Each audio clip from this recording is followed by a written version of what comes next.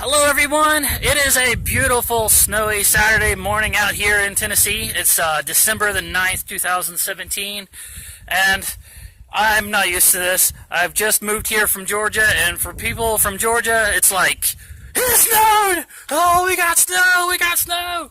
But now that I live out here in Tennessee, I understand this happens every year, so I'm gonna have to just get used to it. Besides, the sun is out, and so this snow is not going to be here very much longer. Anyway, to all my new subscribers, welcome aboard. I am sorry I haven't been updating regularly. It's been mostly because I've been working on fixing up my camper, and I got it done before the snow hit, so mission accomplished there. Oh, and the truck is back. I got my truck back from the body shop. I'm going to give you guys an update on all the stuff they did with it and later on. But for today, snow. For today, I am going to give you guys a tour of all the things that I did to my camper.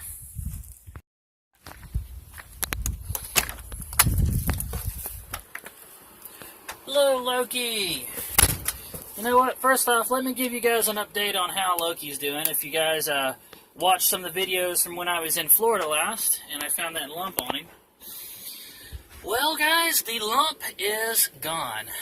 I'm not sure exactly what it was. Like I said before, it may have been from when I was in Indiana, and I had him get those antibiotic shots. I think it may have been a swelling spot because it was in a spot that is commonly used for if we're doing injections on cats. So it's possible. Anyway, standing in front of the door, this is the way the inside of the camper looks now. That's a far cry different than it was before. And this is the reason why I'm calling it the game room / camper tour. But before I go over all this, let me show you all the improvements I did to just the general living of the camper. Starting with these shelves right here. Remember before I said I was going to go with bungees, but after looking at my different options, I realized that bungees were kind of limiting because they're not adjustable in length. And when I found these straps in the camping section at Walmart, I was like, yeah, that's perfect. They can be adjusted. They're easily snapped open. So the straps themselves are held in place by these little wood screws with the nice wide washer in two places, beginning and end of the bottom of the shelf. On both sets of shelves, I've got them all done that way. I decided to go with that. I ended up buying all the straps in 2 Walmarts. But that's what I'm using to secure everything to the shelves. Quickly going over the contents of the shelves, we got cooking supplies, things like spices and oils and stuff like that. There's your canned goods, dry goods, noodles, non-perishables.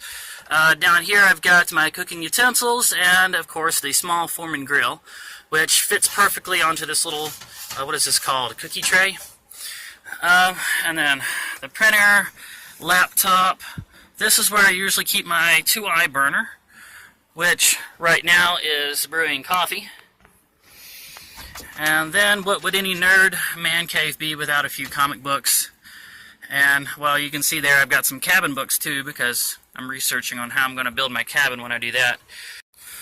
Clothing here, then there's the handheld games, I'll go over that later.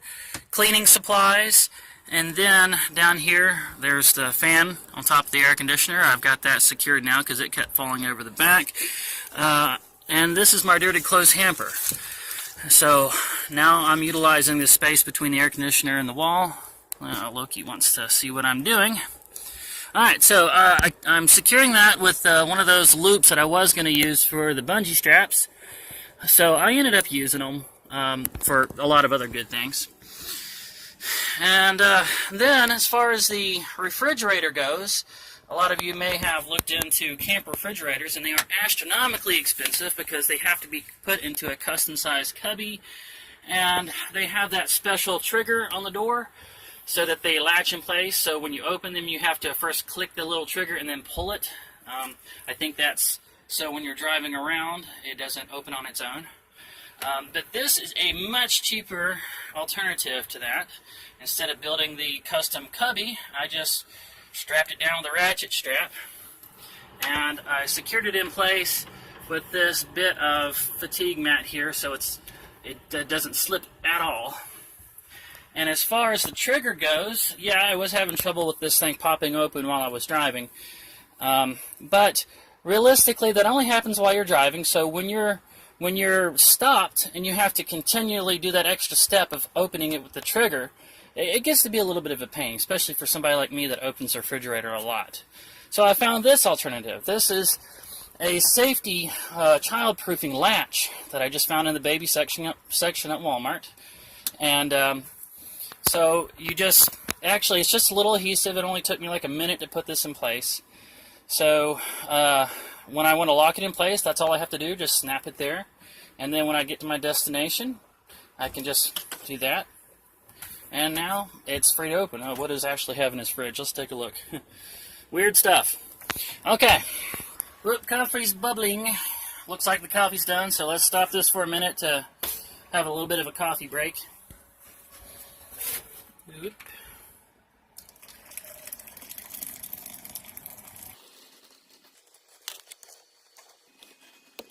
And yes, I'm a little bit of a sucker for the coffee, mate. I'm partial to the French vanilla. John Smith, if you're watching, thank you so much for getting me hooked on this stuff.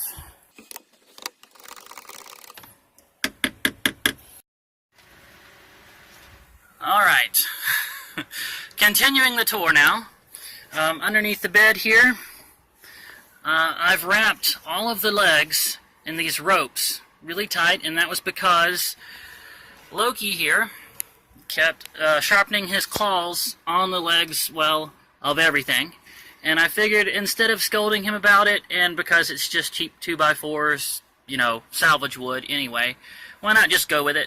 So I wrapped this one, that one,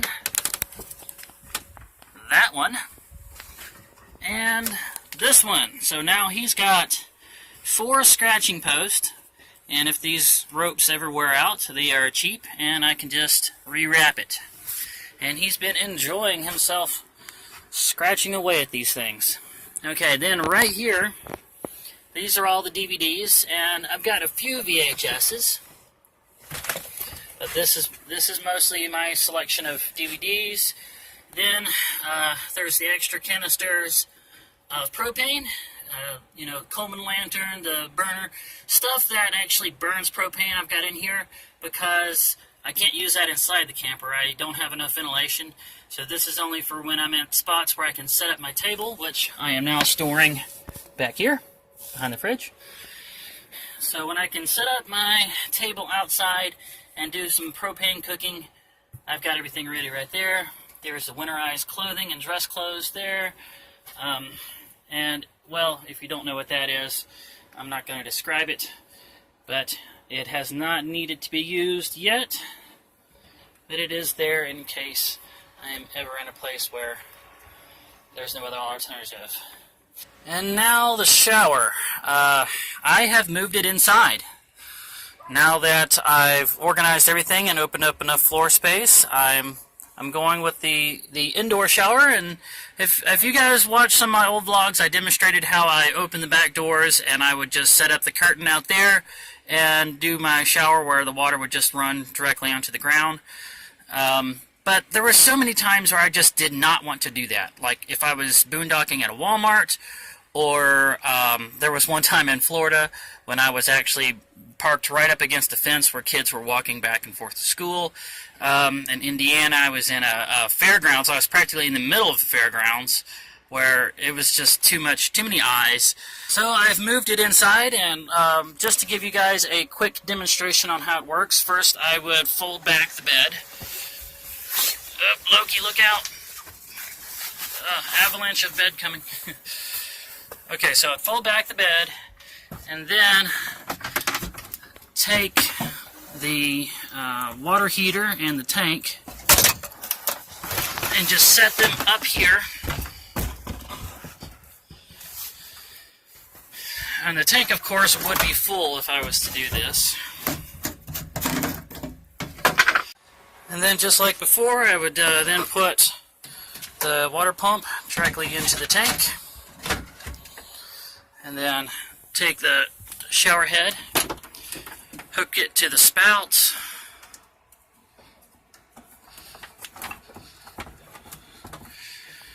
And the shower head goes right into the broom closet clamp on the ceiling like this.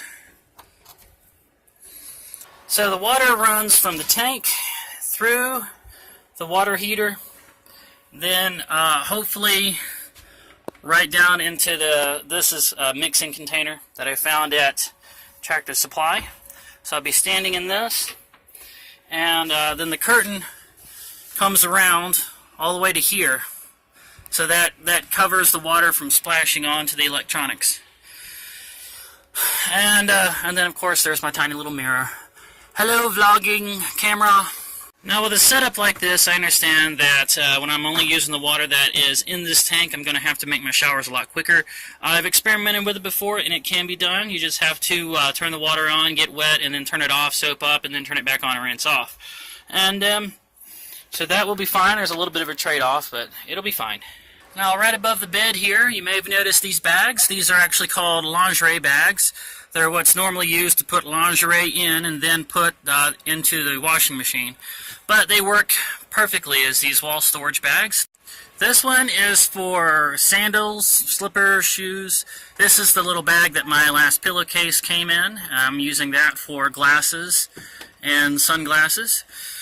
This is sleeves, scarves, and headbands, and then, of course, snacks. Against the back wall here, I finally found a good place to put my silent generator.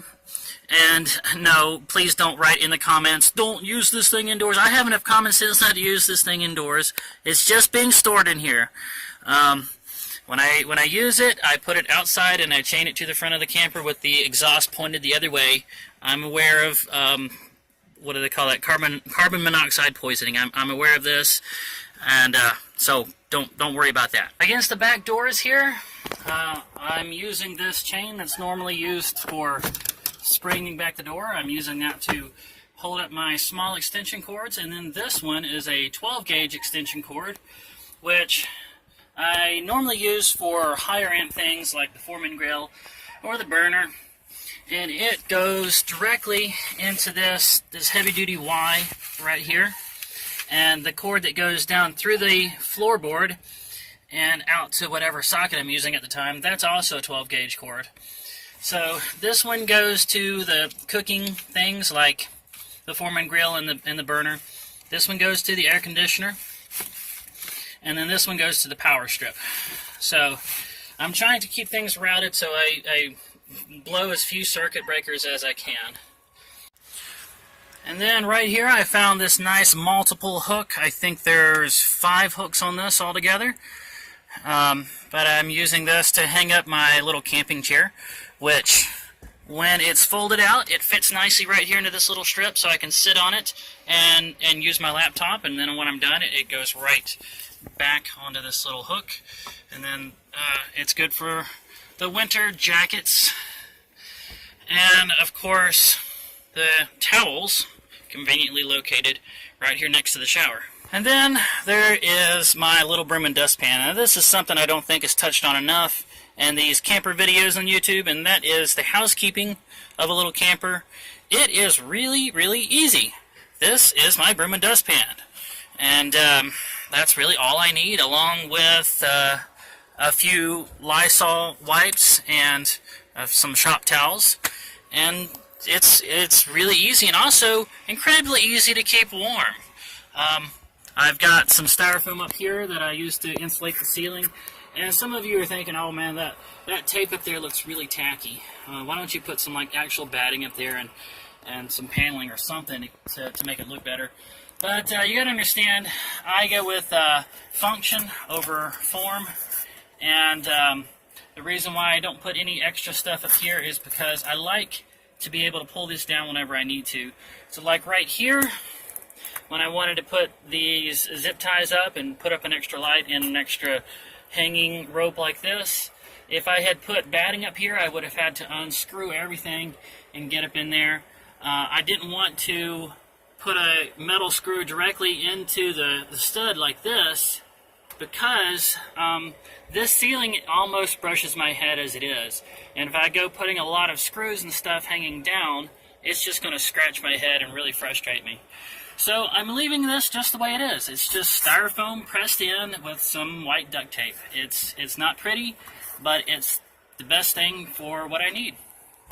And as far as heaters go, you may have noticed I've got this one hung right here.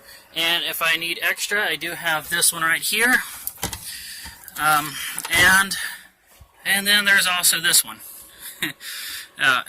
Any of you out there that owned one of these fat PS3s understands that joke.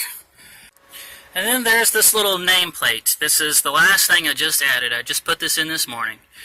And if you can't read it, well, there we go. It says Roland.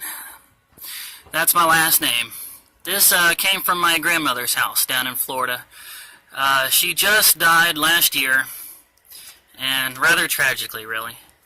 My aunt got her house, and because my aunt has married, she no longer carries the last name. So when she got the house, I think this was either on the mailbox or the front door or something, she pried it off, and instead of just throwing it away, she thought of me, and when I came over, she gave it to me.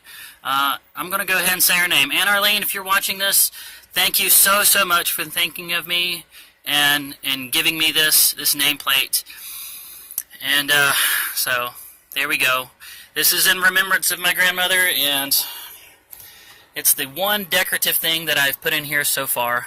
I might decorate up more later, but that's very sentimental to me.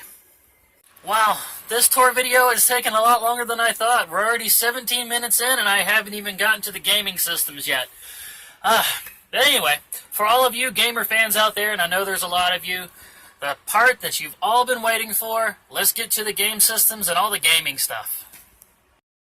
Alright, let's go ahead and start with all the game systems on this double-decker shelf that I ended up putting in, starting all the way over here on the right. This is the Retron 3, which I was mostly just using for the Super Retro Advance and the Super Game Boy, which are kind of obsolete now because the GameCube has the Game Boy player on it. But I am leaving it here because there are some games that I do want to be able to use the original Super Nintendo controller to play. And no, I don't have NES, Genesis, or Super NES games stored in the camper because those cartridges are a little bulky, and so not for that. Then going on to the PlayStation 2, the best-selling game console of all time. Unfortunately, I don't have a good way of playing it on a flat screen. I was very disappointed in the way it looked, but with the vast library of games that this one comes with, it's still very playable, and I'm sure I'm going to end up using it a lot anyway. And then the original Xbox, which I know some of you are getting ready to type it into the comments. Oh, well, you've got a Xbox 360 Model S right here. Why don't you just play your original Xbox games on that? I just now found out I could do that, be honest with you guys. And this one doesn't have a hard drive in it, so it can't play the original Xbox games yet. So I'm going to be keeping an eye out for a good deal on the hard drive, and when I get it, I'm of course going to be playing my original Xbox games on this. I end up taking this out, I'll have more shelf space, and I'll probably end up using for something else. And then my VCR, don't hate, you guys, they're the movies that for this thing are like 50 cents. And there's a lot of them, like old 80s movies, like kind of, here, let me just show you a few of these that I was able to get for dirt stinking cheap. Look at this here, like Laserhawk. This actually stars Mark Hamill. Well, it doesn't really star him, but he plays a nice role in this movie. And Midnight in the Garden of Good and Evil. This was directed by Clint Eastwood and set in Savannah, Georgia. I mean, like 50 cents to $1 for these. And, I mean, yeah, the picture doesn't look very good, but, I mean, the story comes through just fine.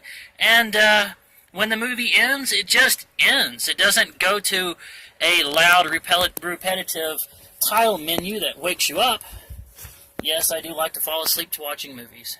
And then there's the Xbox 360 Model S, which I have grown to really, really like because, unlike the PlayStation 3, this one I think reads directly off of the DVDs. So, when you put in a game, you don't have to have enough hard drive space for it to load right onto the system. You don't have to wait for it to load. I put a game in, it just plays. I love this thing. I wish they weren't quite as faulty, though. This is my second one. I've already had one red dot on me. And then the PlayStation 3. You can't argue with the appeal and the reliability of the PlayStation 3. And, hey, it plays Blu-rays, so I find good deals on a Blu-ray. I've got something to play it on. Moving on up here, the kid's toy. The Nintendo Wii. What is Ashley playing on his Wii? Let's see here. Well, Okami, which I feel that the Wiimote is a great way of using the Divine Brush on this. I've been enjoying that. And Core Gang. I know a lot of people hate on this one, but I like the stylizing of it. And yeah, the camera controls are, and the controls are a little quirky, but I've been having a lot of fun playing this game. And then there's the Nintendo 64!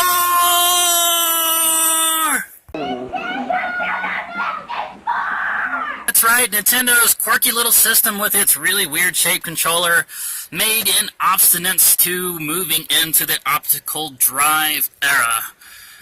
Love this thing.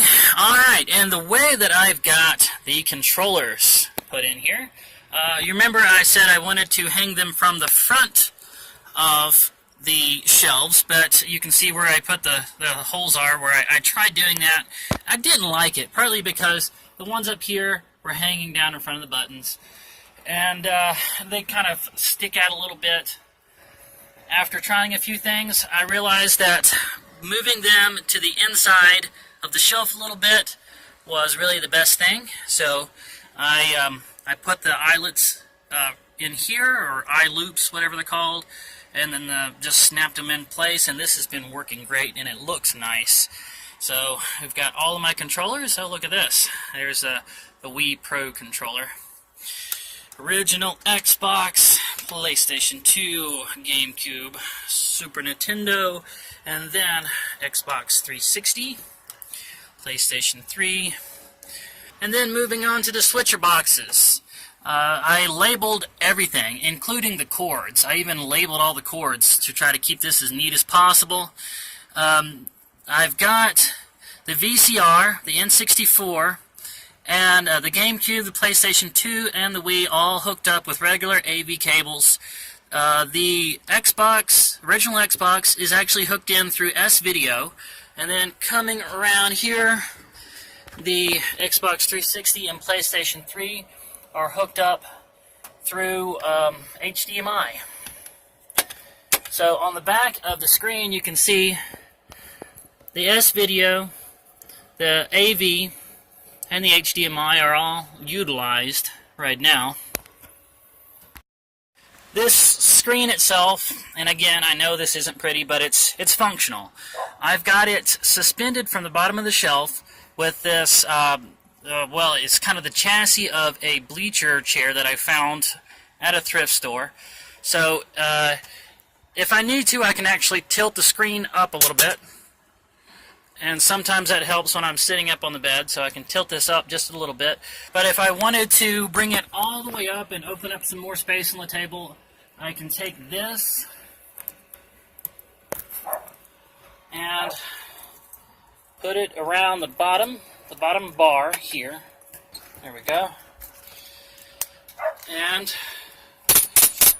bring it all the way up and put it up there. So now the screen is tilted all the way up, and it opens up this area so I can sit down, and if I needed more desk space to have more paperwork out, I've got that now.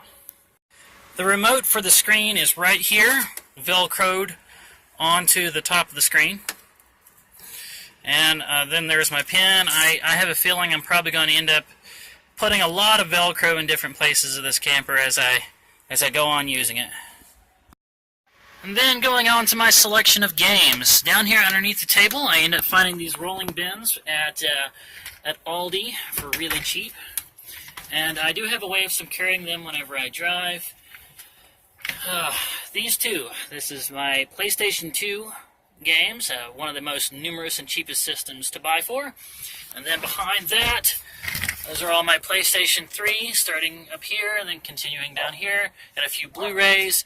Again, more PlayStation 2.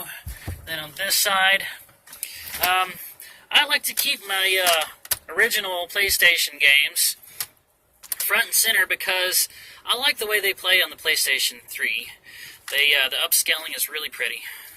And the games are simple. More PlayStation 2. Got a few Wii and original Xbox right there. Behind them, more original Xbox, more Wii, and then Xbox 360, this entire top row. And as far as my GameCube games go, most of them are in storage back in Atlanta. The only ones I really have out here are just these two right here. You guys probably remember when I got that Double Dash at the flea market for $7 a few weeks ago. Wasn't really expecting to have the GameCube out. But anyway, there you go. That's the entirety of my GameCube collection for the camper so far. Now going on to the handheld games, I don't really want to pull all these out right now, but you just have to take my word for it. I've got a DSi XL in here, a 3DS, and tons of games. This whole pocket back here is full of those little games. This is full of UMDs, and then down here I've actually got a Neo Geo Pocket and a PSP, I think 2000.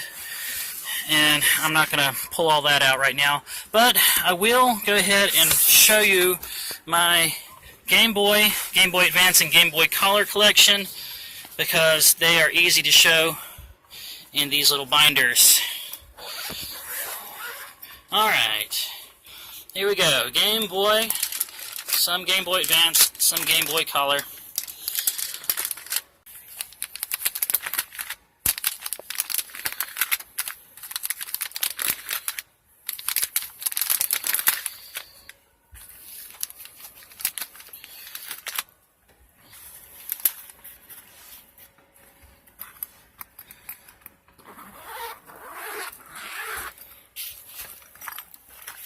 More Game Boy Advance games.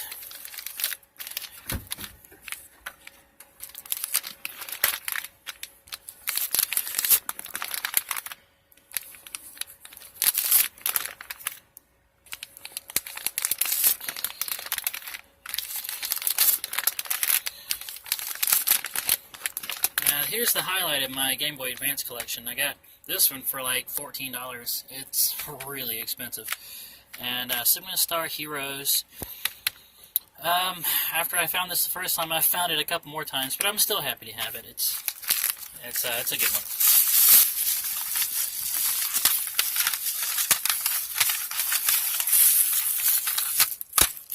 Well, guys, that's it. I don't know how, but somehow it took me over 20 minutes to do a tour of a 10-foot camper.